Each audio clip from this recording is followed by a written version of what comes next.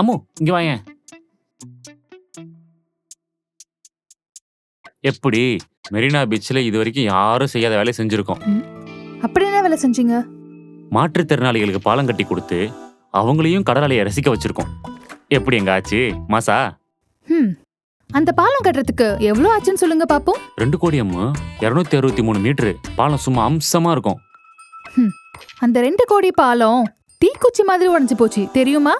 என்னம்மா சொல்ற? அவ்வளவு ஸ்ட்ராங்கான பாலம் உடைஞ்சிருச்சா? கட்டணும்னு சொல்லுங்க, ஸ்ட்ராங்கா கட்டணும்லாம் சொல்லாதீங்க. அந்த பாலம் கட்டி ஒரே வாரத்துல உடைஞ்சு போச்சு. உங்க ஆட்சியில கட்டுற எல்லா பாலமும் இப்படி தரமில்லாம கட்டி தான் உடைஞ்சு போயிருக்கு. காத்தடிக்கிறதும் கடல் அலை வந்து பாலத்தை உரசுறதும் இயற்கை. அதுல சில பல டேமேஜ்கள் பாலத்துக்கு வந்திருக்கலாம். அதுக்காகலாம் என்ன?